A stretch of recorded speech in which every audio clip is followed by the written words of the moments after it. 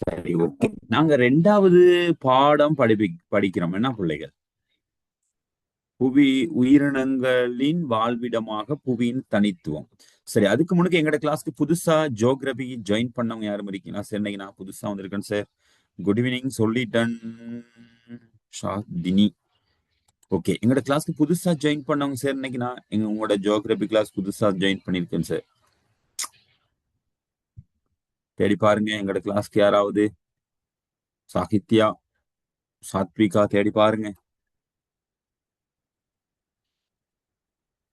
பவன், எங்கட கிளாஸ்க்கு புதுசா யாரும்? Sir. Harshani. Good evening Liyani. Liyani, okay. எங்க கிளாஸ் புதுசா ஜாயின் பண்ணவங்க யாரும் இருக்காங்களா? மதுஜன். சார் 2 பேர் வந்தாங்க. யாரா அது? சார் பெயர் தெரியாது. பேர் எழுதிதானே வந்திருக்காங்க 2 பேரு. லியானி எங்க கிளாஸ் புதுசா இல்லையே. No sir. Sajiya. Sajiya, good evening. Good evening சரி, சார்.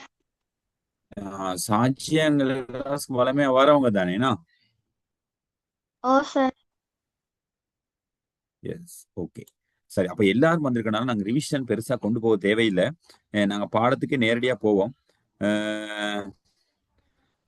புவி கோள வடிவமானது. ஆதாரங்கள் 3 சரியா படிச்சோம் போன கிளாஸ். படிச்சோமா இல்லையா? இது ஒரு ஆதாரம். என்னது? படிச்சோம் சார். என்ன படிச்சோம் ஆதாரம் இது? இந்த போட்டோ சார். புவி கோள வடிவமானதுக்கா? என்ன ஆதாரம்? இது என்ன பேரு? இது என்ன ஆதாரம்? சார் கப்பல் வந்து கடல்ல இந்த போட்டோன்னு செல்லும்போது காட்டியிருக்கேன். இந்த போட்டோ வச்சு சொல்லணும்.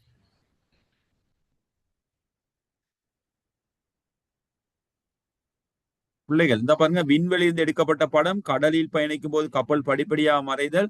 பூமியில் கிழக்கில் இருந்து பயணிச்சா மேற்கில் பயணிக்கும், மீண்டும் வருதல். இதுதான். அப்ப இது என்னது? விண்வெளியிலிருந்து எடுக்கப்பட்ட போட்டோஸ். கோள வடிவமா காட்டுது புவிய. ஒரு கப்பல் பயணிச்சு அப்படியே படிப்படியாக மறைகிறனால ஒரு பள்ளம் அல்லது வட்டம் அப்படின்னு கருதுறது. ஒரு பக்கம் அப்படி மேற்குல இருந்து பயணிச்சு போனா அப்படியே திரும்ப கிழக்கு நோக்கி வர்றது. அப்ப இதெல்லாம் புவி கோள வடிவங்கிறதுக்கு ஒரு ஆதாரம். அப்படித்தானே? ஆனா புவி கோள வடிவமா அப்படின்னு பார்க்கக்குள்ள கோள வடிவம் தான். ஆனா கணித ரீதியான கோள வடிவம் இல்லை. ஏன்னா முனைவுகள் வந்து தட்டையாக காணப்படுது. அந்த வகையில நாங்க இதெல்லாம் நாங்க போன கிளாஸ் பார்த்துட்டோம். அப்படித்தானே? எஸ் சார் பார்த்தோம் சார். சார் பார்த்தோம் சார். புவிக்கும் சூரியனுக்கு புவிக்கும் சூரியனுக்கு இடையில உள்ள தூரம் பார்த்தோம். 150 மில்லியன் கிலோமீட்டர் அப்படிங்கறதெல்லாம் நாங்க பார்த்தோம். புவி சுழற்சி, புவி சுற்றுகையெல்லாம் நாங்க பார்த்தோமா இல்லையா போன கிளாஸ்ல? பார்த்தோம் சார். பார்த்தோம் சார். போன கிளாஸ்ல பார்த்தோம். புவி சுழற்சியை பத்தி நாங்க பார்த்தோம். புவி சுழலுது, எல்லாம் சரி. மேற்கிலிருந்து கிழக்கு நோக்கி சுழலுது. 23½ பாகை சரிந்துதான் சுழலுது. அதை நாங்க போன கிளாஸ் பார்த்தோமா இல்லையா? பார்த்தோம் சார். எஸ், அதை நாங்க பார்த்தோம். ஓகே. இப்ப இந்த இடத்துலதான் நாங்க அதை புடிச்சு கொள்ளணும். புவி சுழல்வதற்கு 23 மணித்தியாலங்கள் 56 நிமிடங்கள் எடுக்கும். கிட்டத்தட்ட ஒரு நாள். அப்படித்தானே? Yes sir. இதை நாங்க கொஞ்சம் பார்த்துட்டு தான் வந்தோம். எங்கட கிளாஸ் புதுசா ஜாயின் பண்ணவங்க இருந்தா பேசுங்க எங்கட. சரி, நான் இன்னைக்கு புதுசு அப்படின்னு சொல்லுங்க. உங்களோட கொஞ்சம் பேசிட்டு போவோம். அவ்வளவுதான். புதுசுனா நாங்க புதுசா வந்து யாரும் பேசி கதைச்சிட்டு தான் போவோம். யாராவது இருக்கீங்களா? கிரேட் 8க்கு நாங்க இன்னைக்கு புதுசா வந்திருக்கோம் சார்.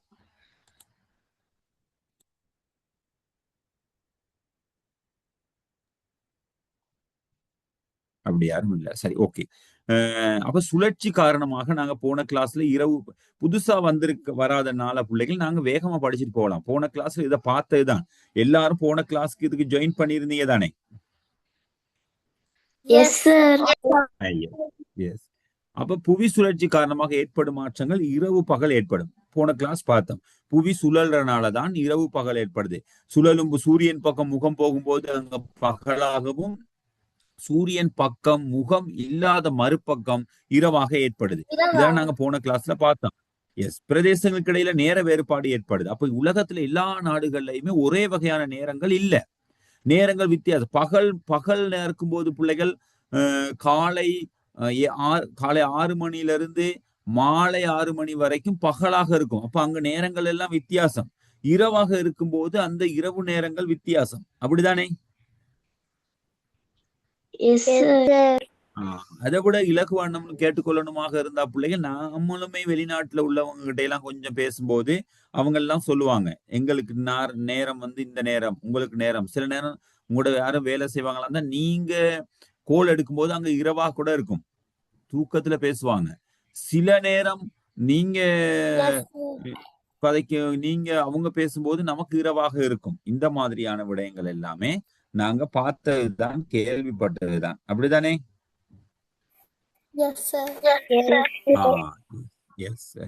இரவு பகல் ஏற்படுதல் எப்படி இரவு பகல் ஏற்படுதுன்னா பிள்ளைகள், புவி சுழற்சியின் போது சூரிய ஒளியை பெரும் பகுதிகள் என்னவா இருக்கும்? சூரிய வெளிச்சத்தை பெறக்கூடிய பகுதி என்னவா இருக்கும்?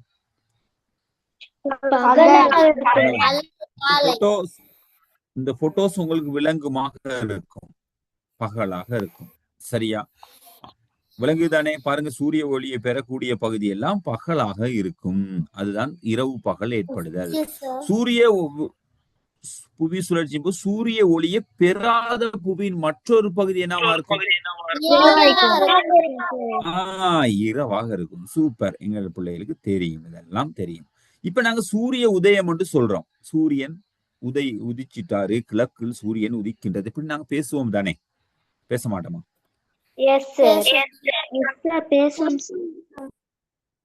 நான் பேசுறது கேக்குது இல்லையா? சரி. சூரிய உதயம் என்று சொல்லுவோம். சூரியன் கிழக்கு வானில் உதயம் பெற்றது அப்படின்னு தமிழ்ல எல்லாம் படிப்போம். ஆனா உண்மையிலேயே சூரியன் உதிக்கின்றதா?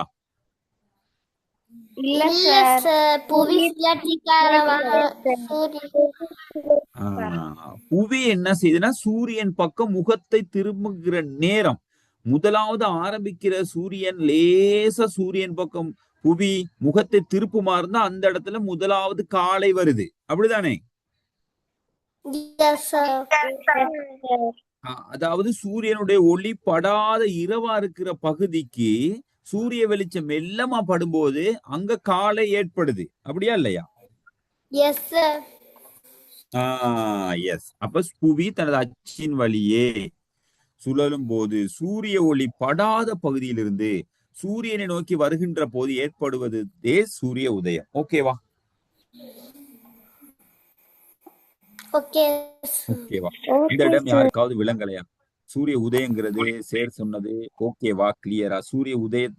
சூரிய உதயம் என்றால் என்னன்னு விளங்கப்படுத்துகன்னு சொன்னா விளங்கப்படுத்த ஏழுமா?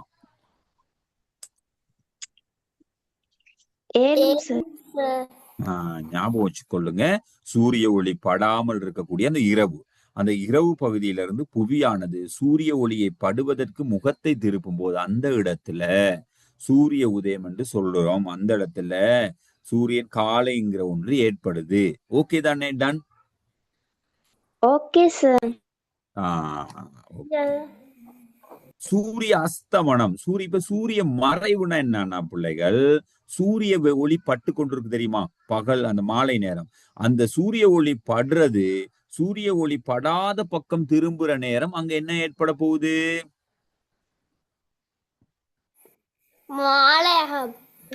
எஸ் மதுஜன், மாலையாக ஏற்பட போகுது. இப்ப நாங்க பார்ப்போம். புவி தனது அச்சின் வழியே சுழலும் போது சூரிய ஒளி படும் பகுதியிலிருந்து சூரிய ஒளி கிடைக்காத பகுதியை நோக்கி நகர்வதனால் ஏற்படுவதே சூரிய அஸ்தமனம். ஓகேவா? கிளியரா? Clear sir. சூரிய அஸ்தமனங்கிறது புவியான தன் அச்சின் வழியே சுழலும் போது சூரிய ஒளி படும் பகுதியிலிருந்து சூரிய ஒளி கிடைக்காத பகுதியை நோக்கி நகர்வதனால் ஏற்படுவது சூரிய ஒளி. கேஷானி, நாங்க போன கிளாஸ் பார்த்ததுதான் கொஞ்சம் ரிவிஷனா போய் கொண்டிருக்கோம், வேற ஒன்றுமே இல்ல. ஏன் கேஷானி லேட்டு?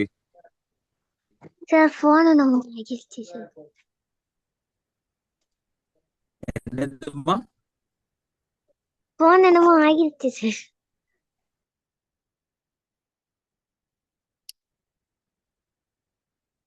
என்னென்னமோ ஆயிருச்சா? சரி, டைமுக்கு வந்தா கொஞ்சம், ஏன்னா கொஞ்சம் டைமுக்கு வந்துடணும் மினி. ஓகே. திங்கட்கிழமை எங்களுக்கு புவியியல் பாடம் சார். ஓகே, உங்களுக்கு எக்ஸாம். திங்கட்கிழமை புவியியல் பாடம் 100க்கு 100 எடுக்கலாம்.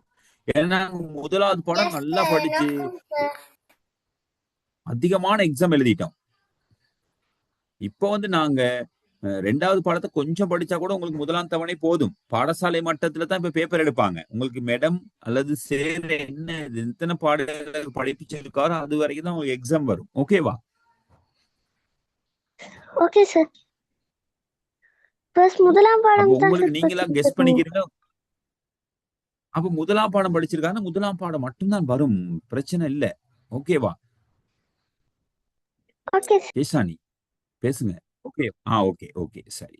இப்ப நாங்க பாருங்க, புவி மேற்கிலிருந்து கிழக்கு நோக்கி சுழல்வதனால். இப்ப இன்னொரு புதுசா ஒரு விடயம் பார்க்க போறோம். நீங்க நல்லா கேட்டுக்கொள்ளுங்க போல. இது ஸ்கூல்ல கூட கொஞ்சம் விளங்காது படிச்சா. நீங்க ரெண்டாவது பாடம் ஸ்கூல்ல படிச்சு கொண்டிருக்கவங்க யாராவது இருக்கீங்களா? Yes sir. என்னன்னா ரொம்ப கொஞ்சம் கஷ்டமா இருக்கும் இந்த ரெண்டாவது பாடம் படிப்பீங்க. கொஞ்சம் பாருங்க, நான் விளங்கப்படுத்தின இந்த பகுதிய நாங்க என்ன சொல்றோம், சூரியன் எந்த திசையில காலையில உதிக்கின்றது நமக்கு இலங்கைக்கு? கிழக்கு திசையில சார். நாங்க எல்லாமே கிழக்கு கிழக்குன்னு சொல்றோம். ஆனா சூரியன் உதயம் இல்லை. அப்ப சூரியன் புவியில கிழக்கு பகுதி தான் முதலாவது சூரியன் ஒளியை பெறுகின்ற பகுதியா இருக்கும். உண்மையா இல்லையா? அப்ப கிழக்குல தானே முதல் சூரியன் உதிக்குது. உண்மை. அப்ப புவிய வந்து நாங்க பாதி அப்படி பிரிச்சோம்னா உங்களுக்கு தெரியும். இந்த பக்கம் கிழக்குன்னு சொல்லுவோம், இந்த பக்கம் மேற்குன்னு சொல்லுவோம். இப்ப சூரியன் முதலாவது நேரம் ஆரம்பிக்கும் போது முதலாவது நேரம், அதாவது முதலாவது நாங்க காலை அப்படிங்கிற ஒரு பகுதியை நாங்க பெறுவோமாக இருந்தால் ஒரு நாள்ல 24 மணித்தியாலத்துல கிழக்கு பகுதி தான் முதல் ஒரு காலை பகுதிக்கு வருது. அப்படித்தானே? கிழக்கு பகுதி தான் காலை பகுதிக்கு வருது. அப்ப நீங்க இந்த கொஞ்சம் போட்டோல பாத்தீங்கன்னா கூட விளங்கு உங்களுக்கு. முதலாவது கிழக்கு பகுதி தான் சூரிய வெளிச்சத்தை பெறக்கூடிய நாடு. சரியா? ஓகேவா? ஏற்றுக்கொள்றீங்களா? ஏற்றுக்கொள்றோம் சார். அப்ப நாங்க இலங்கையில இருக்கோமாக இருந்தால் நாங்கள் முதலாவது பகல் காலையில அனுபவிச்சிட்டோமா இல்லையா?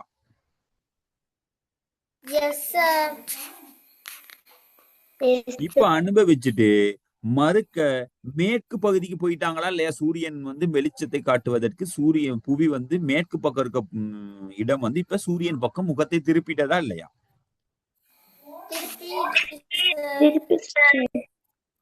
ஏன்னா இப்ப நாங்க கிழக்கு பகுதியில இருக்கனால நாங்க அனுபவிச்சிட்டோம். பகலை அனுபவிச்சிட்டோம், இந்த காலை அனுபவிச்சிட்டோம், பகலை அனுபவிச்சிட்டோம், மாலையை அனுபவிச்சிட்டோம். இப்ப இந்த மூன்றை அனுபவிக்கிறதுக்கு புவி மறுபக்கம் திரும்பிருச்சு. எந்த பக்கம் திரும்பிட்டது? மேற்கு பக்கம் திரும்பிருச்சு சூரியனை பாக்குறதுக்கு. ஓகேவா? Okay sir. ஓகே தானே? அப்ப ரெண்டாவதாதான் மேற்கு பகுதி சூரியன் முகத்தை பாக்குது. அப்ப அது வரைக்கும் சூரியன் மேற்கு பகுதி இரவை தான் அனுபவிச்சு கொண்டு வந்திருக்கும். அப்ப ஓகேவா? விளங்குதா என்ன சொல்றேன்? விளங்குது சார். விலங்காட்டி கேட்டுக்கொள்ளணும் இந்த பகுதி. அப்ப கிழக்கு பகுதி தான் முதலாவது சூரிய வெளிச்சத்தை பெறனால சூரிய வெளிச்சம் கிழக்குக்கு தான் முதலாவது கிடைக்குது. அது வரைக்கும் மேற்கு பகுதி இருள தான் இருக்கும். இரண்டாவதாக தான் என்ன செய்யுதுன்னு கேட்டா மேற்கு பகுதி அதாவது சூரிய வெளிச்சத்தை பெறுது. அதுக்கு அப்ப நாங்க என்ன செய்வோம்னு கேட்டா இரவே அனுபவிச்சு கொண்டு இருப்போம். இரவு பகலுங்கிறது இங்க முக்கியம் அல்ல. முதலாவது காலையை பெறுவது கிழக்கு பக்கம், இரண்டாவது காலையை பெறுவது வந்து மேற்கு பக்கம். ஓகேவா? Okay sir. புவி மேற்கிலிருந்து கிழக்கு நோக்கி சுழல்வதனால் முதலில் கிழக்கு பகுதியில் உள்ள நாடுகளே சூரிய ஒளியை பெறுகின்றது. ஓகேவா? Okay sir. ஏன் அது காரணம்னாமா, புவி வந்து மேற்கிலிருந்து கிழக்கு நோக்கி தானே நகருது. அப்ப முதலாவது கிழக்கு பக்கம் தானே சூரியனை பார்க்கும் நகர்ந்து கொண்டே போகும்போது.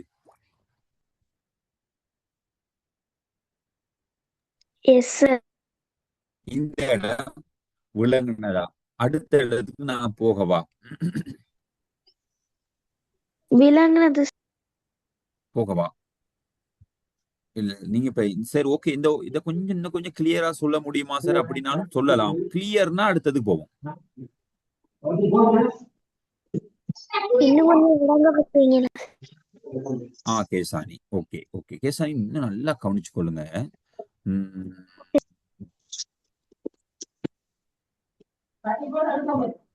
சதுஸ்கா Chathuska good evening. Good evening sir. Chathuska இன்னைக்கு எங்கட கிளாஸ் புதுசா ஜாயின் பண்றீங்களா? ஓம் சார். ஓகேமா. சரியா இனிமே ஜாயின் பண்ணும்போது 8 மணிக்கு வந்துடணும். ஓகேவா? ஓம் சார். பிரச்சனை ஒன்றுமே இல்ல. சதுஸ்கா தமிழ் கிளாஸ் ஜாயின் பண்ணீங்களா? படிச்சீங்களா?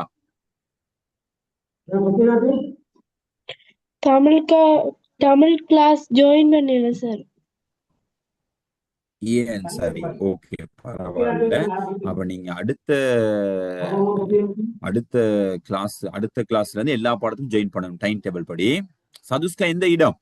ஓ, வேலியன் தோட்டம் சார். சரி ஓகே ஓகே பரவாயில்ல. உங்களை நாங்க வெல்கம் பண்றோம். நாங்க 2வது பாடம் படிக்கணும் சதுஸ்கா. உங்களுக்கு இந்த ஏனைய பாடங்கள் எல்லாம் கொஞ்சம் தெரிஞ்சு கொள்ளணுமா தான் எங்களோட ரெக்கார்டிங் போய் பாத்தீங்கன்னா புடிச்சு கொள்ளலாம். சரிதானே? ஓ, ஓ சார். ஓகே ஓகே ஓகே சரி. இப்ப நம்ம பிள்ளைகள் கேசானி நல்லா கவனிச்சு கொள்ளணும். கேசானி புவி மேற்கிலிருந்து கிழக்கு நோக்கி சுழலுது தானே? சுழலும் போது இப்ப சூரியன் வந்து கிழக்கு பக்கம் தானே நாங்க எப்பயும் வரைவோம். அப்படி வரைவோம். இப்ப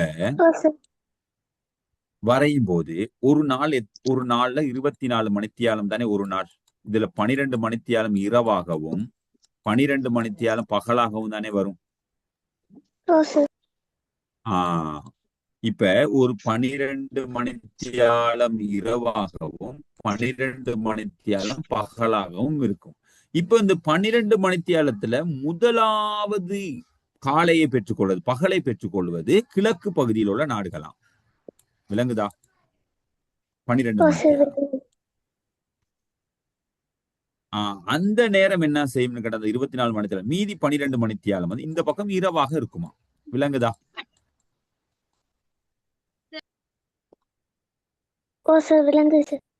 விளங்குதா கேசானி? அப்ப இப்ப நாங்க என்ன செய்யறோம்னு கேட்டா இப்ப இரவை அனுபவிச்சமா இருந்தா அந்த மேற்கு பகுதியில் உள்ள நாடு 2வதா தான் காலை அனுபவிக்கும். நாங்க ஃபர்ஸ்ட் அனுபவிச்சுட்டோம். நாங்க அனுபவிச்சு பிறகு முடிஞ்சிருச்சு. இப்ப அடுத்து 12 மணித்தியாலம் நாங்க இரவு அனுபவிப்போம். ஆனா 2வதா தான் காலை பகலை அனுபவிக்கக்கூடிய நாடுகள் என்ன நாடுகளா இருக்கும்? மேற்கு பகுதியில் உள்ள நாடுகள். புவிய 2ஆ பிரிச்சு. ஓகேவா? இப்ப எல்லா பிள்ளைகளுக்கும் விளங்குனதா?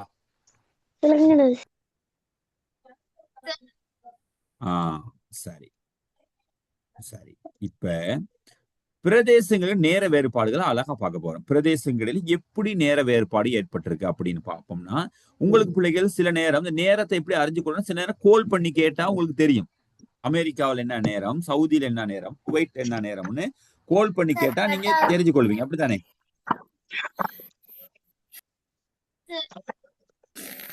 அப்படித்தானே தெரிஞ்சு கொள்ளுவீங்க. ஆனா அப்படி இல்லாம பிள்ளைகள் உங்களுக்கு நேரத்தை கணிக்க முடியும். அதை நான் சொல்லித்தரேன் பாருங்க. மியூட் பண்ணி கொள்ளுங்க, கொஞ்சம் கேட்டுக்கொள்ளுங்க. உலகில் நேர பிரதேசம் வேறுபடும். நேரத்தை கணிப்பிடுவது நெடுங்கோடுகள் முக்கியத்துவம் பெறுது. நாங்க அகலக்கோடு நெடுங்கோடு படிச்சிருக்கோமா படிக்கலையா? படிச்சிருக்கோம் சார். படிச்சிருக்கோம். அகலக்கோடு படிச்சிருக்கோம். நெடுங்கோடுகள் தான் நேரத்தை கணிக்க பயன்படுத்தக்கூடிய கோடுகள். எந்த கோடுகள்? நெடுங்கோடுகள். இந்த இப்படி வரைஞ்சிருப்பாங்க கோடுகள். வடக்கிலிருந்து தெற்கு நோக்கி இப்படி வரையப்பட்ட கோடுகள் நெடுங்கோடுகள். இந்த நெடுங்கோடுகள் தான் நேரத்தை கணிக்கிறதுக்கு உதவுமா? ஓகேவா? அத நான் சொல்லிதாரேன். நெடுங்கோடு தெரியுமா? தெரியும் தானே? எங்கட பிள்ளைகளுக்கு நெடுங்கோடு தெரியும் தானே?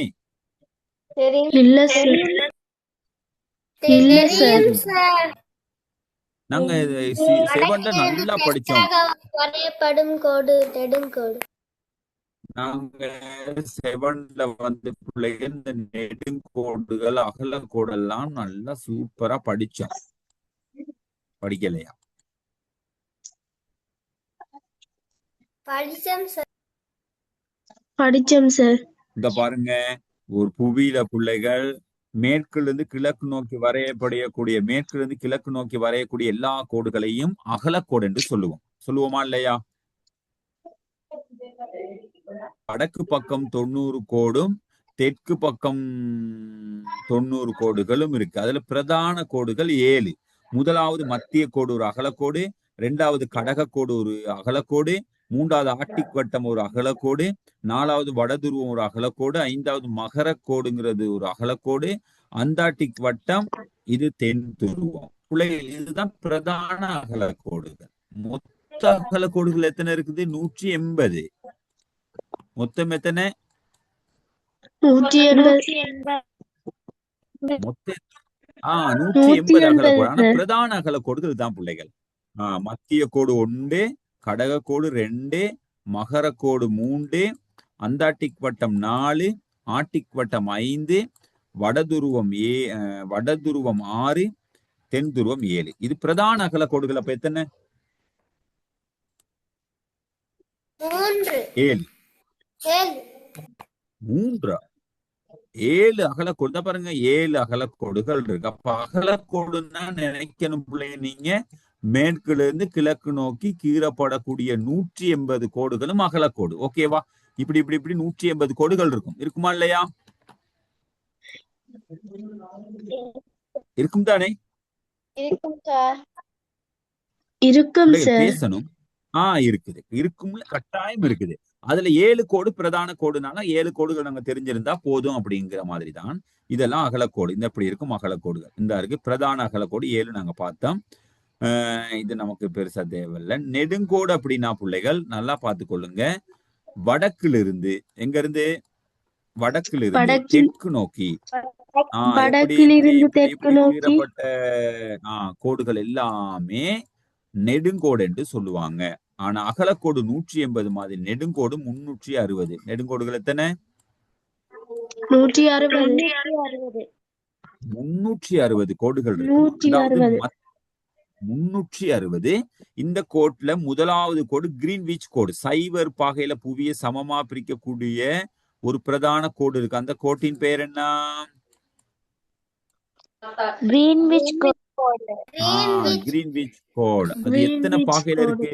சைவர் பாகையில இருக்குது. ஓகேவா?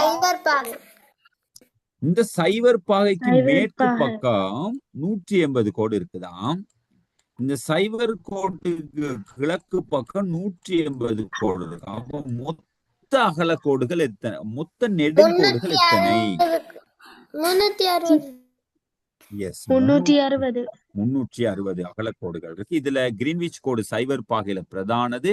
அதே மாதிரி 180வது கோடு சர்வதேச திகதி கோடு. இது வளைஞ்சு வளைஞ்சு வளைஞ்சு வளைஞ்சு தான் போகும். கேட்டா இது நேர வேறுபாடை காட்டுறது. இந்த சர்வதேச திகதி கோடு வளைஞ்சு வளைஞ்சு போகும். அப்ப பிரதான கோடு 2 இருக்கு. ஒன்று கிரீன்விச் கோடும் 180வது பாகையில வரையக்கூடிய சர்வதேச திகதி கோடு. ஓகேவா?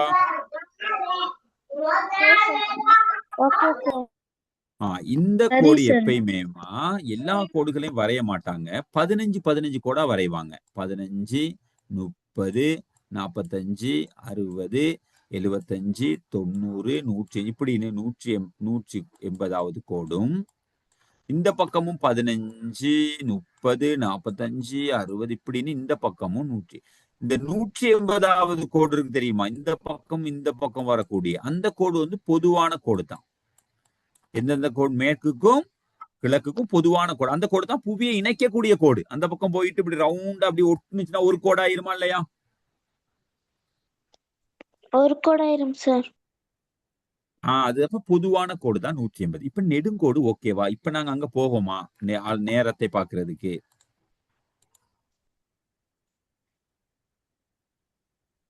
பிள்ளைகள் கிளியரா? நெடுங்கோடை வச்சுதான் நாங்க நேர வளையம் பிரிக்க போறோம். நெடுங்கோடு தெரியாம இருந்தா செய்ய முடியாது. இப்ப நெடுங்கோடு உங்களுக்கு ஓரளவு கிளியரா பார்த்துக்கொள்ள முடியுமா? Clear sir. எல்லாரும் சொல்லணும். கிளியரா? விளங்கல சார், திருப்பூருக்கு விளங்கப்படுத்துறீங்களா? புவியிலமா இது வந்து 7க்குரிய பாடம். நான் ஏன் எடுத்தேன் அப்படின்னு கேட்டா, அது தெரியாம அங்க போக முடியாது. புவியில எப்பயுமே அகலக்கோடு நெடுங்கோடுன்னு கற்பனை கோடுகள் வரையப்பட்டிருக்கு தெரியுமா?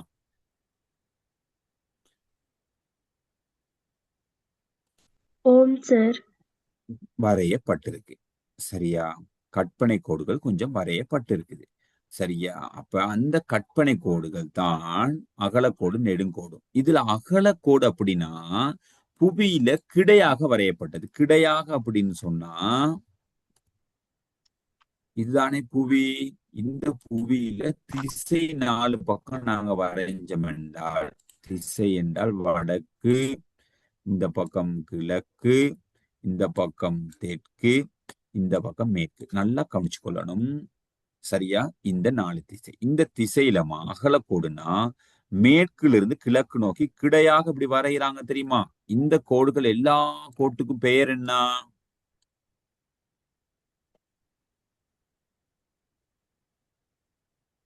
என்ன பெயர் சொல்லுங்க? அகலக்கோடு. அகலக்கோடு. அகலக்கோடு சார். அகலக்கோடு. அகலமா வரையப்பட்டனால அகலக்கோடு. சதுஷ்கா ஓகேவா?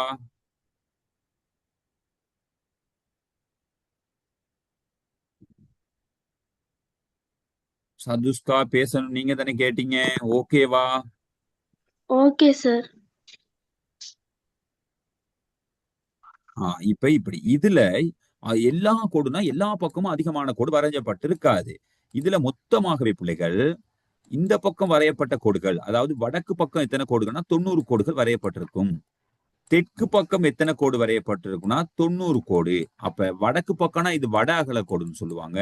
தெற்கு பக்கமா தான் இது தென் அகல கோடுன்னு சொல்லுவாங்க. அப்படிதானே? Yes sir. Yes sir. இவ்வளவு இப்படியே வரையப்பட்டிருக்குதுன்னு சொல்லுவாங்க. இப்ப மொத்தமாக எத்தனை அகலக்கோடுகள் இருக்குது? 360. 160. சாஜியா, நான் ஸ்கிரீன்லயும் எழுதுறேன். அப்ப நீங்க எப்படி அப்படி 360 டக்குன்னு சொல்லுவீங்க? யோசிக்கிறது இல்லையா? அகலக்கோடு 180 தானே. 90 இங்க பாருங்க, இங்க நான் 90 கோடு போட்டிருக்கேன், 90 கோடுன்னு போட்டிருக்கேன். இங்க 180 கோடுன்னு எழுதியிருக்கேன். அப்ப எப்படி 360 டக்குன்னு சொல்லுவீங்க? அப்ப இப்ப நீ மறந்துடக்கூடாது. 180 அகலக்கோடுகள் இருக்கு, மத்திய கோடையும் சேர்த்து. சரிதானே? ஓகே. இந்த அகலக்கோடுல பிரதானமாக சைவர் பாகையில் இருக்கக்கூடிய கோடு எது? அகலக்கோடுல சைவர் பாகை கோடு புவியை சமமாக பிரிக்கக்கூடிய ஒரு கோடு. அதன் பேர் மத்திய கோடு. மத்திய கோடும் ஒரு அகலக்கோடு தான். மத்திய கோடும் ஒரு அகலக்கோடு தான். சரியா பிழையா? சரி சார். சரி சார். எப்படி சரின்னு சொல்றோம்? சார் பூஜ்ய பாகத்தில் இருக்கிறனால சார்.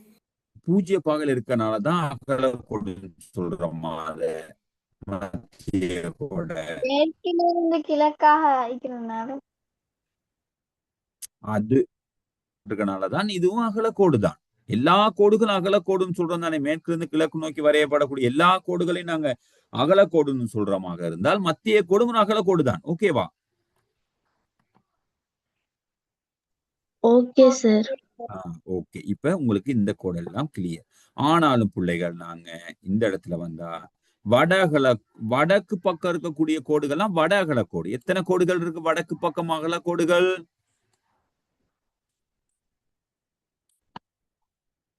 90 சார். 90. தெற்கு பக்கம் வரையக்கூடிய அகலக்கோடு எல்லாமே தென் அகலக்கோடு. எத்தனை இருக்குது? 90. தெற்கு பக்கம்னா இப்படித்தாமா, இந்த மாதிரி நேரா வரையப்பட்டிருக்கக்கூடிய கோடுகள். இப்படி வரையப்பட்டிருக்கக்கூடிய கோடுகள் எல்லாமே அப்ப மொத்தமாக 180 கோடுகள் இருக்கு. ஆனா இந்த பாருங்க, இப்படி வரையப்பட்டிருக்கும், இந்த பக்கம் வரையப்பட்டிருக்கும். இங்க எண்ணி பார்த்தா இந்த பக்கம் 90 கோடுகள் வரைக்கும் போயிருக்கும். இந்த பக்கம் 90 கோடு வரைக்கும் இப்படியே வரையப்பட்டிருக்கும். இந்த பக்கம் 90 கோடுகள் வரையப்பட்டிருக்கும். அப்ப 180 கோடு மத்திய கோடையும் சேர்த்து. சரி, இப்ப இதை நாங்க பார்த்துட்டோம். இந்த வடகலக்கோடு 90, தென்னகலக்கோடு 90 ஓயாம சொல்லி கொண்டிருக்கேன். இப்ப இதுல பிள்ளைகள் நாங்க என்ன சொல்றாங்கன்னு கேட்டா 90 180 கோடை நாங்க வரைஞ்சி ஞாபகப்படுத்திக்க வேண்டுமா? அவசியமா?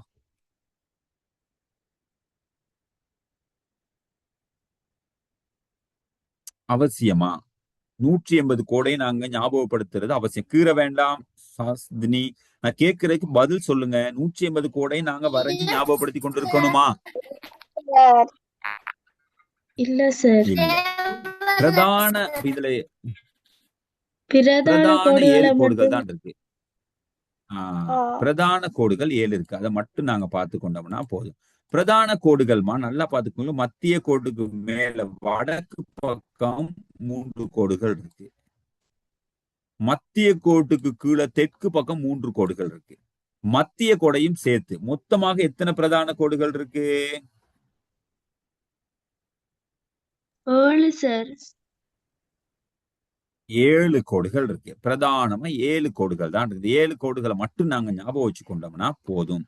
சதுஷ்கா ஓகேவா? அகல கோடு இனி கேட்க கூடாது. இனி ஸ்கூல்லையும் பார்த்தா பதில் சொல்ற அளவுக்கு இருக்கணும். ஓகேவா?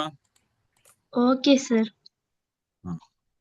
இப்ப அதுல பிரதான அகலக்கோடுல முதலாவது அகலக்கோடு 3 மத்திய கோடு பார்த்துட்டோம். 2வது அகலக்கோடு கடகக்கோடு 23.5 பாகையில வரையக்கூடிய கடகக்கோடு. ஓகேவா? Okay sir. அடுத்த ஆர்டிக் வட்டம் 66.5 வரையக்கூடிய ஆர்டிக் வட்டம், அது ஒரு பிரதான கோடு. சரிதானே? வட துருவம் 4வது அகலக்கோடு. அப்ப வடக்கு பக்கம் இருக்கக்கூடிய 3 கோடை நாங்க பார்த்துட்டோம். கடகக்கோடு, ஆர்டிக் வட்டம், வட துருவம். கிளியரா? Clear sir. கிளியர். அதே மாதிரி தாமா தெற்கு பக்கம் ஒன்று மகரக்கோடு, அதே பாகைதான். அடுத்த அந்தார்டிக் வட்டம், தென் துருவம். 7 கோடும் சரியா?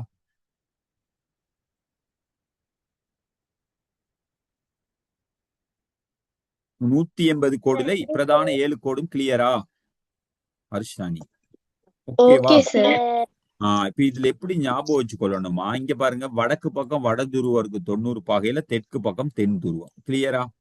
இதே மாதிரிக்க வடக்கு பக்கம் ஆர்டிக் வட்டம், அந்த வட்டம் ஞாபகம் வச்சு கொள்ள முடியும். உங்களுக்கு ஞாபகம் வச்சு கொள்ள முடியாதது இந்த கடக கோடையும் மகர கோடையும். இந்த பக்கம் வடன்னு ஞாபகம் வச்சு கொள்வீங்க தானே, வடக்கு பக்கம். இந்த வடையையும் வடக்கு பக்கம் கடக கோடு 7ஆதான்.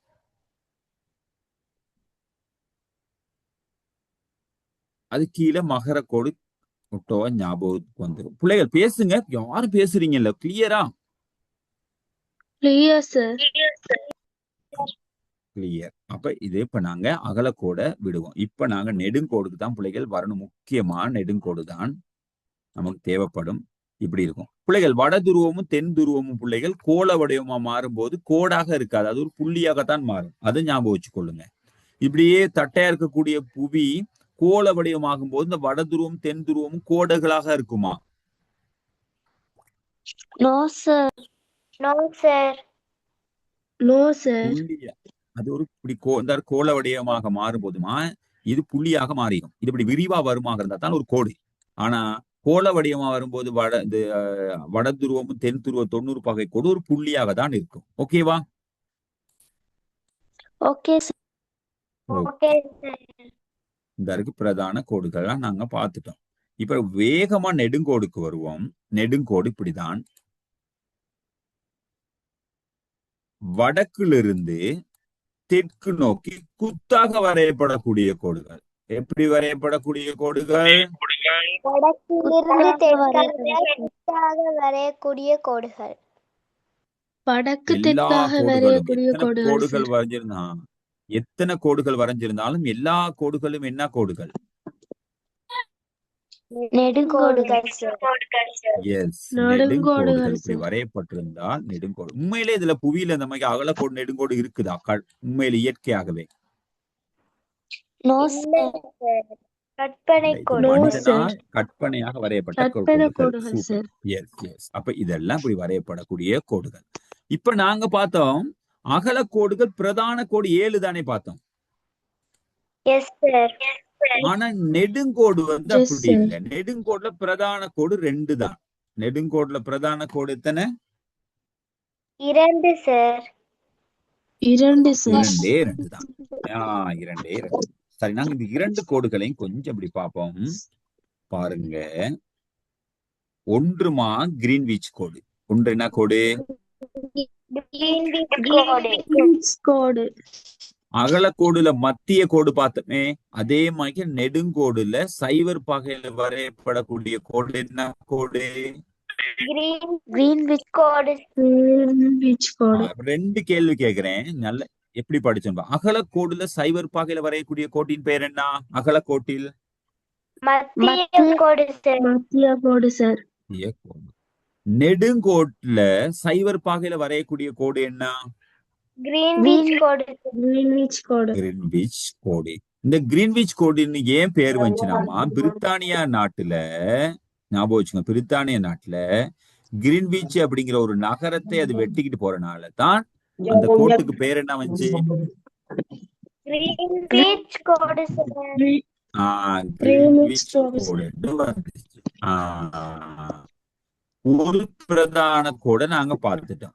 ரெண்டாவது பிரதான கோடு என்னன்னு கேட்டாமா, 180வது பாகையில வரையக்கூடிய, சரியா, இன்டர்நேஷனல் டேட்டா லைன். டேட்டா லைன்னா சர்வதேச திகதி கோடு.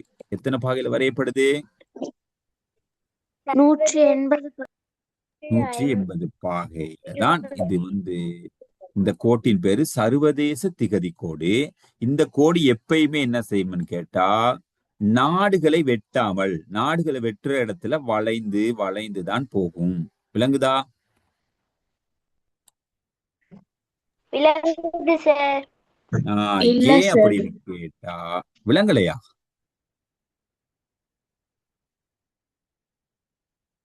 என்ன விளங்கல?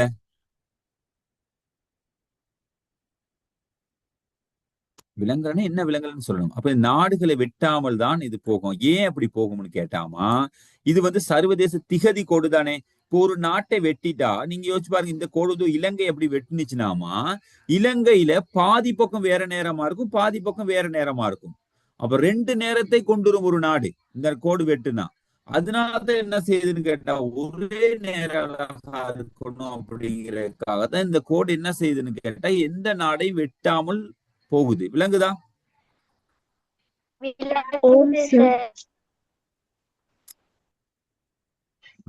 இப்படிதான் இருக்காது. ஏன் அப்படின்னா நாங்க பார்க்கலாம், பிரச்சனை இல்ல. இப்ப ரெண்டு பிரதான கோடு பார்த்துட்டோம். இந்த கோட்லமா, இந்த கிரீன்விச் கோட்டுக்கு இந்த பக்கம், எந்த பக்கம், மேற்கு பக்கம் 180 கோடுகள் வரையப்பட்டிருக்கான். இந்த கிரீன்விச்சுக்கு கிழக்கு பக்கமாக 180 கோடுகள் வரையப்பட்டிருக்கான். அப்ப மொத்தமாக நெடுங்கோடுகள் எத்தனை இருக்கும்? 360. 360 கோடுகள் இருக்கும். சரியா? அங்க அகலக்கோடுகள் மொத்தம் எத்தனை கோடுகள்? 180. 180ல பிரதான அகலக்கோடுகள் எத்தனை? நெடுங்கோடுகள் மொத்தம் எத்தனை கோடுகள்? நெடுங்கோடு 360. 360ல பிரதான கோடுகள் எத்தனை? 2. என்னென்ன? கிரீன்விச் கோடும்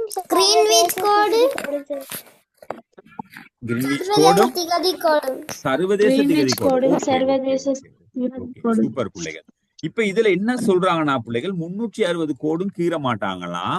அவங்க எப்படி கீறுவாங்கன்னு கேட்டா, 0ல இருந்து 15, 30, 45, 65, 75, 90, 105, 120, 130, 150, 165, 180 இப்படிதான் வரைவாங்களாம். விளங்குதா? 15 வரைவாங்க. 15 கோடா வரைஞ்சிருக்காங்க. அப்படிதான் பிரிச்சிருக்காங்க. அதே மாதிரி மேற்கு பக்கம் பிள்ளைகள் 15, 30 எப்படி பிரிப்பாங்க.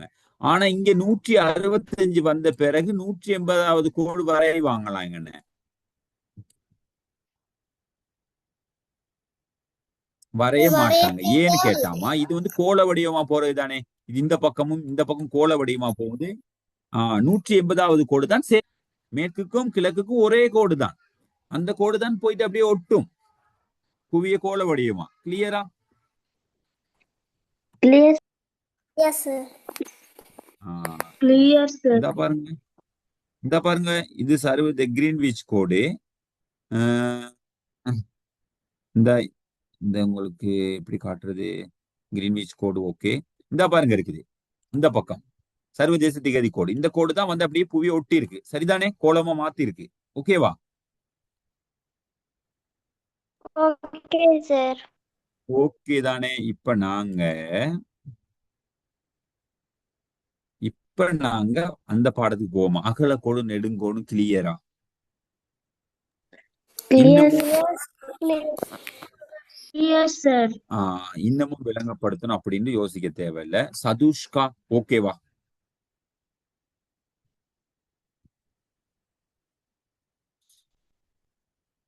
சதுஷ்கா ஓம் சார்.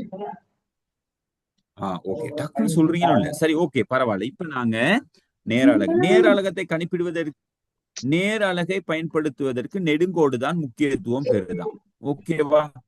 இப்ப நெடுங்கோடு எங்களுக்கு நல்லாவே தெரியும். அப்ப நெடுங்கோடு நல்லா தெரிஞ்சதுனால நாங்க நேரத்தை கணிப்போமா? ஓம் சார். Okay sir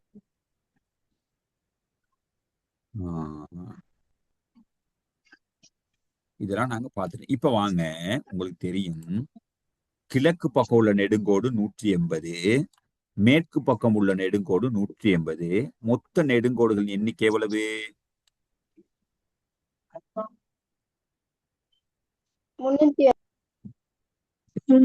360 sir.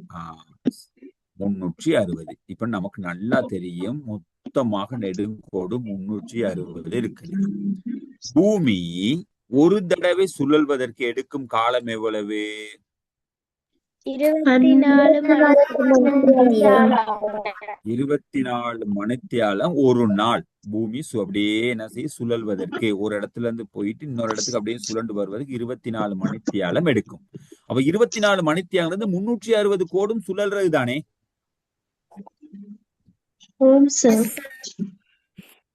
அப்ப 360 கோடுனா நீங்க பாருங்க, சர்வதேச கிரீன்விச் கோடு ஒரு இடத்துல ஆரம்பிச்சு அந்த சைவர் பாகை திரும்பியும் அந்த சைவ கிரீன்விச் கோடு திரும்பியும் அதே இடத்துக்கு வந்து நிக்கிறது தானே 24 மணித்தியாலம்.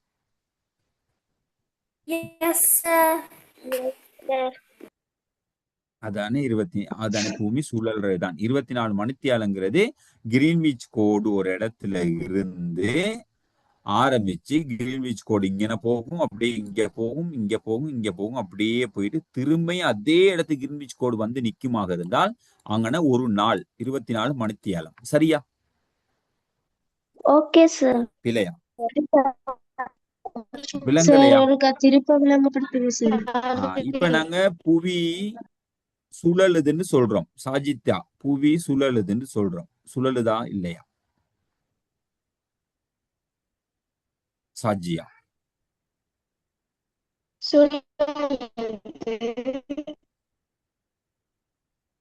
சுழல்றதுக்கு எவ்வளவு காலம் எடுக்குது? 24 மணித்தியாலம் சார். 24 மணித்தியாலம் எடுக்குது. சரிதானே? 24 மணித்தியாலம் எடுக்குது. 24 மணித்தியாலம். எஸ், 24 மணித்தியாலம் எடுக்குது. 24 மணித்தியாலங்கிறது பூமி சுழலுது. இப்ப நான் சொல்றேன் சுழலுது தானேமா? இப்ப மேற்குல இருந்து கிழக்கு நோக்கி இப்படி சுழலுது. சுழலும் போது அந்த புவியில இப்படி இருக்கணுமே, இதுதான் புவி. இந்த இடத்துல கிரீன்விச் கோடு இருக்கு, சைவர் பாகை கோடு. இந்த கோடுமா கவனிச்சு கொள்ளுங்க, இந்த கோடு திரும்ப இப்படியே சுழலுது. இப்படித்தானே சுழலுது. சுழண்டு இப்படியே மறுபக்கம் போயிட்டு திரும்ப இந்த பக்கம் தானே வருது. இப்படித்தானே சுழலுது. இப்படிதானே இப்படியே சுழலுது. இப்படித்தானே சுழலுது. இப்படி சுழல்றதுக்கு தானே 24 மணித்தியாலம். அப்படித்தானே? அப்ப இந்த இடத்துல கிரீன்விச் கோடுன்னு கோடு இருக்கணும். அப்பமே இந்த கிரீன்விச் கோடு அப்படியே சுழண்டு அப்படியே போயிட்டு திரும்பியும் அதே இடத்துக்கு கிரீன்விச் கோடு திரும்பியும் அதே இடத்துக்கு வந்தாதானே 24 மணித்தியாலம் ஒரு நாள். இன்னும் விளங்கலையா? சாஜியா நீங்க தான் சொல்லணும். ஓம் சார். அப்ப உங்களுக்கு விளங்கணும். இந்த கிரீன்விச் கோடு ஒரு இடத்துல சைவர்ப்பாக அந்த கோடு அப்படியே போயிட்டு சுழண்டு திரும்பியும் அதே இடத்துக்கு வந்துட்டால் 24 மணித்தியாலங்களாக மாறும். சரியா? Okay sir. Okay sir. இது விளங்கி அப்ப விளங்கி இருக்கும். இந்த இடம் விளங்கிடுச்சு. இந்த இடம் விளங்காட்டி புடிச்சு கொள்ள முடியாது. இந்த பாருங்க இருக்குது இந்த கிரீன்விச் கோடு. இந்த இருக்கு கிரீன்விச் கோடு. இந்த கிரீன்விச் கோடு இப்படியே புவி சுழலும். இப்படியே புவி சுழலுது. சுழண்டு இந்த கிரீன்விச் கோடு இங்க எங்கெல்லாம் வந்துச்சு. இப்படியே சுழண்டு திரும்ப இதே இடத்துக்கு இங்க வந்து நின்றுக்குமாக இருந்தால் 24 மணித்தியாலம் ஒரு நாள். சரிதானே? Okay sir. ஓம் sir. Okay okay okay okay. இது 2-3 தடவை சொல்லி கொடுத்துட்டேன். இப்ப நாங்க பாப்போமா? இப்ப நமக்கு தெரியும் 360 கோடும் சுத்துது. 360 கோடும் சுழலுதா இல்லையா? புவியில தானே வரையப்பட்டிருக்க அந்த கோடு சுழலுது. இப்ப நீங்க பாருங்கம்மா, 360 கோடையும் சுழல்றதுக்கு எவ்வளவு நேரம் எடுக்குது? 360 கோடும் சுழண்டு ஒரு இடத்துக்கு வர்றதுக்கு 24 மணித்தியாலம் சார். 24 மணித்தியாலம். 360 கோட்டுலமா 24 மணித்தியாலத்தை நாங்க பிரிச்சோம் என்றால் ஒரு மணித்தியாலத்துக்கு 15 நெடுங்கோடுகள் சுழலுதான். ஒரு மணித்தியாலத்துக்கு எத்தனை கோடுகள் சுழலுதான்?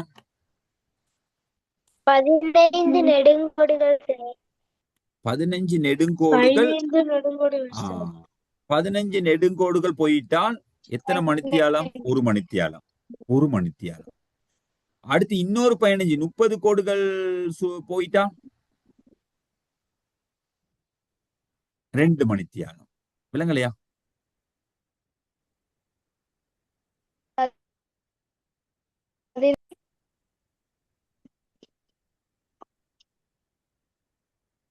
நான் பேசுறது கேக்குதா? ஓகே, விளங்குதா? இப்ப நான் இன்னொன்று சொல்றேன் கேளுங்க. இப்ப நமக்கு நேரம் 9 மணின்னு எடுத்துக்கொள்வோம். எத்தனை மணி? 9 மணி சார். 9 மணி. இப்ப 10 மணி ஆகுறதுக்குள்ள எத்தனை நெடுங்கோடு நாங்க தாண்டுவோம்? 15 நெடுங்கோடுகள் சார். எஸ், 15 நெடுங்கோடுகள் தாண்டுனா நாங்க 10 மணிக்கு போயிருவோம். விளங்கலையா? அதைத்தான் இங்க சொல்றாங்க பிள்ளைகள். நெடுங்கோடுகளை வச்சுதான் நேரம் கணிப்பாங்க. அப்ப அவங்க சொல்றாங்க ஒரு மணித்தியாலத்துக்கு 15 நெடுங்கோடுகள் கடக்கணுமா? ஒரு மணித்தியாலத்துக்கு எத்தனை நெடுங்கோடு கடக்கணுமா? 15 நெடுங்கோடுகள் சார். அப்ப 360 கோடு. 360 கோடுல நாங்க 15 நெடுங்கோடு கடந்தோம்னு சொன்னா ஒரு மணித்தியாலமா? 30 நெடுங்கோடுகளை கடந்தோம்னா 2 மணித்தியாலமா? விளங்குதா? விளங்குது சார். விளங்குது சார். 90 மணித்தியாலம். 90 நெடுங்கோடுகளை கடந்தா எத்தனை மணித்தியாலத்தை கடந்திருப்போம்?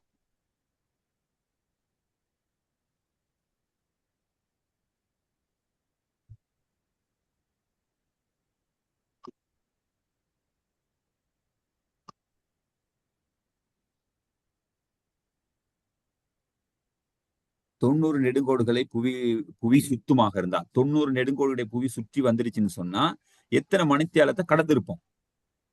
4 மணித்தியாலங்கள் சார். 4 5 மணித்தியாலம். என்ன 15க்கே ஒரு மணித்தியாலம், 30க்கு 2 மணி. 13:50 நிமிடம் சார். இந்த நான் சொல்ற கேளுங்க. 90 நெடுங்கோடு 15 நெடுங்கோடுக்கு தானே ஒரு மணித்தியாலம். 30 நெடுங்கோடுகளுக்கு எஸ் சார். 15க்கு ஒரு மணித்தியாலமா இருந்தா 30க்கு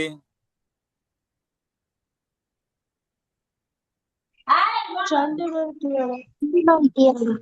2 மணி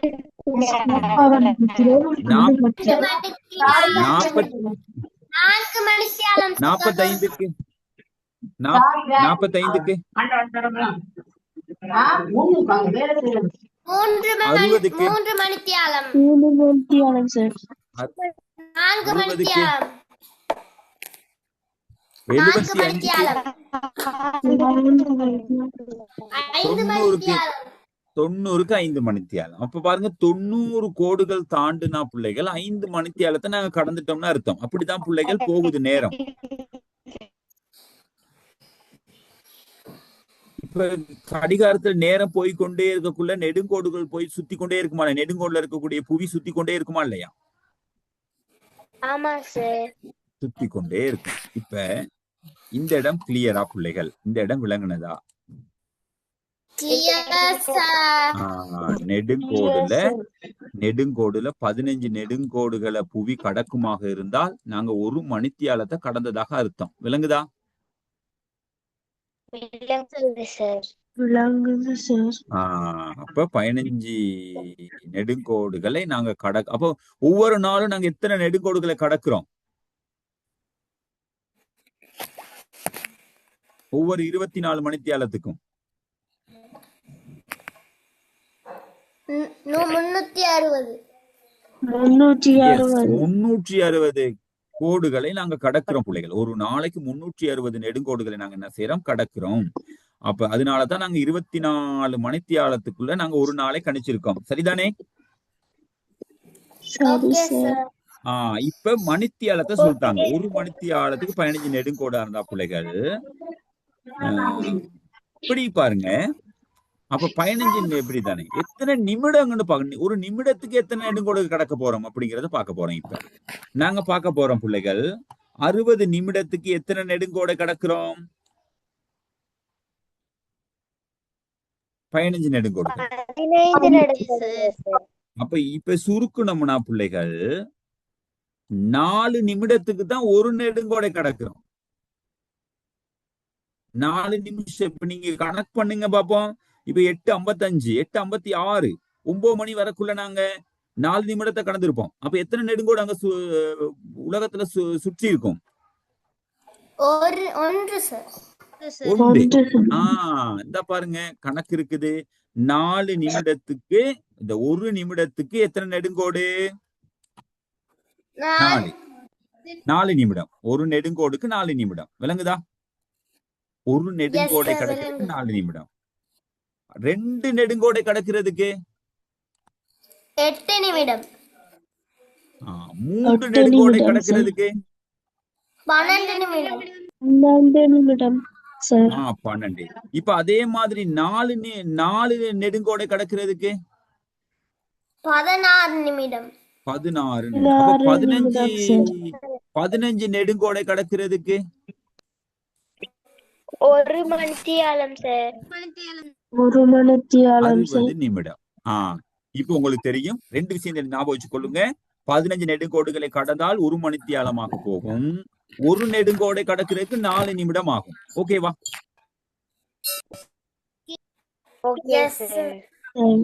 நல்லா ஞாபகம் வச்சுக்க. எழுதி கூட வச்சுக்கலாம். ஒரு நெடுங்கோடை கடக்கிறதுக்கு 4 நிமிடம். 4 நிமிடம்.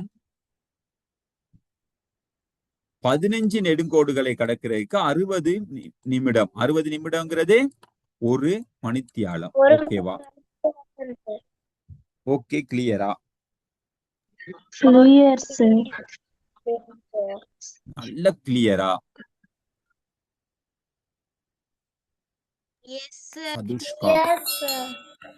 இதுல 2 விஷயம் தான் ஞாபகம் வச்சுக்கொள்ளணும். ஒரு நெடுங்கோடை கடக்கிறதுக்கு எத்தனை நிமிடம்? 4.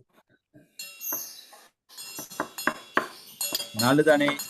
15 நெடுங்கோடை கடக்கிறதுக்கு எத்தனை நிமிடம்? பேசுங்களே, பேசுறீங்கன்னு இல்லையே பிள்ளைகள். 1 மணித்தியாலம். இப்ப நான் ஒரு கணக்கு கொண்டு போடுறேன். கணக்கு கொண்டு போடுறதுக்கு முன்னுக்கு இப்படி ஒன்று யோசிச்சு கொள்ளுங்க. நமக்கு மேற்கு பக்கம் நெடுங்கோட்டில் கணிக்கப்பட வேண்டிய மணித்தியாலம் குறைஞ்சு கொண்டே போகும். இப்ப இதுல இப்படி ஒன்று இருக்குது. இப்படிதானே இருக்குது. கிரீன்விச் கோடு. இந்த பக்கம் ஒவ்வொரு மணித்தியாலம் 15 நெடுங்கோடுகளுக்கு ஒரு மணித்தியாலம் என்ன செய்யும்? கூடிக்கொண்டே போகும். என்ன செய்யும்? கூடிக்கொண்டே போகும். என்ன செய்யும் பிள்ளைகள்? கூடிக்கொண்டே போகும் பிள்ளைகள். ஏன் கூடிக்கொண்டே போகும்னா பிள்ளைகள், இந்த பக்கம் இந்த கிழக்கு பக்கம் தான் சூரியன் ஒளி பெஸ்டா கிடைக்கிறனால இந்த பக்கம் என்ன செய்யும்? பிளஸ் ஒரு மணித்தியாலம் ஆகும். அதே மாதிரி மேற்கு பக்கம் 2வதா கிடைக்கிறனால பிள்ளைகள் அங்க குறைந்து கொண்டே போகும். ஒரு மணித்தியாலம் என்ன செய்யும்? குறையும். குறைந்து கொண்டே போகும். இப்படிதான் பார்க்க போறோம். இப்ப நான் ஒரு சின்ன கணக்கு கொண்டுதான் நான் போட போறேன். நீங்க செய்ய போறீங்க.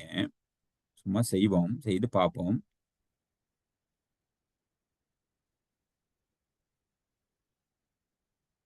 சரி, கிரீன்விச் கோட்டில் இந்த கணக்கு மட்டும் செய்வோம். கிரீன்விச் கோட்ல நண்பகல் 12 மணி ஆகும் போது கிரீன்விச் கோட்ல எத்தனை மணியா? நண்பகல் 12 மணி. நண்பகல் 12 மணி. கிரீன்விச் கோடை நாங்க தேடணும். கிரீன்விச் கோடை தேடி இந்த கிரீன்விச் கோட் கிட்ட எத்தனை மணியா?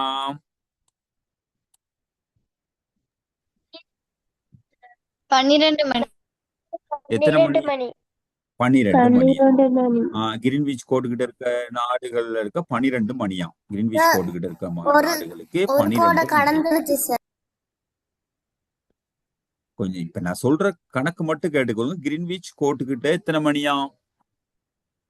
12 மணி. 12 மணி. 12 மணி. கிரீன்விச் கோட் கிட்ட 12 மணி. சரியா? இப்ப பாருங்க, 15 கிழக்கு நெடுங்கோடுகளை 15 கிழக்கு கோட்டுக்கும் மேற்கு நெடுங்கோடுக்கிட்ட எத்தனை மணின்னு கேக்குறாங்க. உங்களுக்கு விளங்குதா? கிரீன்விச் கோட்டுக்கிட்ட 12 மணியாக இருக்கும்போது பிள்ளைகள் மேற்கு பக்கம் 15 நெடுங்கோடு கிட்ட இருக்கக்கூடிய நாடுகளுக்கு எத்தனை மணி? இது எத்தனை மணி? மேற்கு பக்கம் உள்ள 15 நெடுங்கோடு கிட்ட எத்தனை மணின்னு கேக்குறாங்க. அப்ப இந்த பக்கம் எத்தனை மணி? மேற்கு 15 கோடு கிட்ட எத்தனை மணி? கிழக்கு நெடுங்கோடு கிட்ட எத்தனை மணி? அப்ப இந்த கிரீன்விச் கிட்ட எத்தனை மணியா? 12 மணியா? நண்பகல் 12 மணி. இங்க நண்பகல் 12 மணியாக இருந்தால் மேற்கு பக்கம் உள்ள 15 நெடுங்கோடுக்கு எத்தனை மணி? கிழக்கு பக்கம் நெடுங்கோட்டு பகுதியில இருக்கவங்களுக்கு எத்தனை மணின்னு கேக்குறாங்க. கிழக்கு பக்கமே இருக்கிறது உங்களுக்கு தெரியும் பிற்பகல் 1 மணி. பிற்பகல் 1 மணி சார். உங்களுக்கு தெரியும் 15 பாகையை கடக்கும் போது சதுஷ்கா வீட்டுல சரியான சத்தம். 15 நெடுங்கோடுகளை கடக்கிற நேரம் 1 மணித்தியாலம் ஆகும். 1 மணித்தியாலம் 15 நெடுங்கோடுக்கு 1 மணித்தியாலம் தானே பிள்ளைகள்? இப்ப பாருங்க, 15 நெடுங்கோடுகளை இந்த பக்கம் கடக்கும் போது 12 மணியாக இருக்கும் போது கிழக்கு பக்கம் எத்தனை மணியாக இருக்கும்? 1 மணியா இருக்கும். சரியா நான் சொல்றது? 1 மணியாக இருக்கும். இந்த பக்கம் பிள்ளைகள் 11 மணியாகத்தான் இருக்கும். ஏன்? உட்பகல். இந்த பக்கம் -1 தானே பிள்ளைகள் போகுது, கழித்தல் தானே, குறைக்கணுமே. இந்த பக்கம் தானே பிளேஸ் 1 கூட்டணும். விலங்குல என்ன சொல்றேன்னு?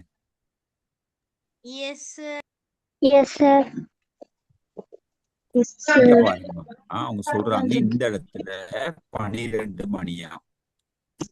இந்த இடத்துல 12 பாருங்க, இங்க போட்டிருக்காங்க பாருங்க.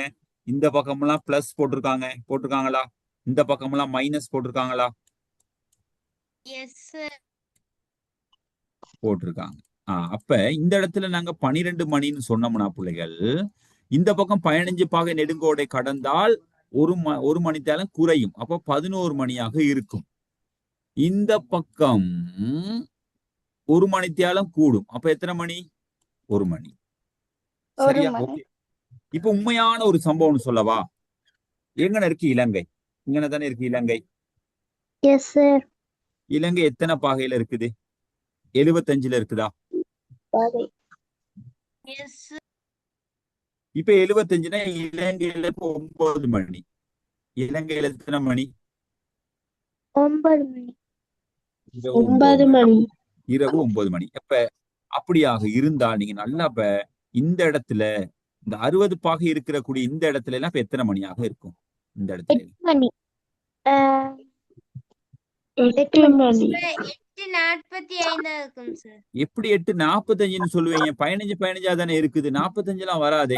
9 மணி தானே சொல்றேன். 10 மணி சார். இங்கனக்குள்ள 9 மணியா இருந்தா இங்க 8 மணியா தான் இருக்கும். ஏன்? இந்த பக்கம் போனா மைனஸ் தானே, எஸ் இந்த சார். பக்கம் வந்தா தான் பிளஸ்.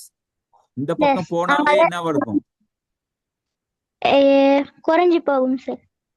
அப்ப இங்க 9 மணியாக இருந்தாமா இந்த இடத்துல எத்தனை மணியாக இருக்கும்? 8 மணியாக இருக்கும். அப்ப 8 மணி உண்மையிலேயே சார். கோல் பண்ணி நீங்க கேட்டீங்கன்னா அந்த இடத்துல எல்லாம் யாராச்சும் இருந்தாங்க கேட்டா உண்மையிலே இங்க எத்தனை மணியா இருக்கும்? 8 மணி தான். எனக்கு 9 மணி தான் இலங்கையில. Yes sir. அப்ப நீங்க சொல்லுங்க, இப்ப இந்த தென் அமெரிக்கால எத்தனை மணியா இருக்கும்? இங்கனக்குள்ள நண்பகல் சரியா 12 மணி இலங்கையில சார். பாருங்க நள்ளிரவு 9 12 மணி, மணி சார். நண்பகல் 8 மணி, 12 7 மணி, 6 மணி, 5 மணி, 4 மணி, 3 மணி, 12 மணி. இப்படியே 2 மணி, 1 மணி, 1 மணிக்கு அடுத்து 12 மணி. 12 என்ன 12 மணி? பகல் 12 மணி. இப்ப இங்க இரவு தான். கணி கேளுமா, உங்களுக்கு விளங்குதா? உண்மையிலே அந்த நேரமா இருக்குமா இருக்காதா? இருக்கும் சார். இருக்கும். அப்ப ஆஸ்திரேலியா இப்ப இங்க இலங்கையில 9 மணியா இருந்தா ஆஸ்திரேலியா இந்த இடத்துல எத்தனை மணியாக இருக்கும்? இந்த இடத்துல 9 மணி, 1 மணி 10, சார். 11, 1 மணி சார். 12, 1 மணி. 1 மணியாக இருக்கும். என்ன 1 மணியாக இருக்கும்? நள்ளிரவு. இரவு. இரவு காலை. இரவு 1 மணி. நள்ளிரவு. இது விலங்குனுச்சா பிள்ளைகள்? விலங்குல எஸ் சார். உண்மையிலேயே நேரத்தை வெளிநாட்டுகள்ல கோல் பண்ணி கேட்கறத விட இங்க புடிச்சு கொள்ளலாம். இது இன்னும் கொஞ்சம் நான் தெளிவா அடுத்த கிளாஸ்ல கொஞ்சம் விளங்கிக்கிட்டு உங்களுக்கு விளங்கப்படுத்துறேன் பிள்ளைகள். இப்ப கொஞ்சம் விளங்கி இருக்கும். இந்த கொஞ்சம் விளக்கத்தோடய இருங்க. நாங்க அடுத்த கிளாஸ்ல என்ன செய்வோம், மீதி விளக்கத்தை நாங்க பார்ப்போம். ஓகேவா? அப்ப நாங்க இன்னைக்கு கிளாஸ முடிப்போம் பிள்ளைகள். சதுஷ்கா ஓகேவா? கிளாஸ் உங்களுக்கு இனிமே கண்டினியூ பண்ண முடியுமா? நல்லமா?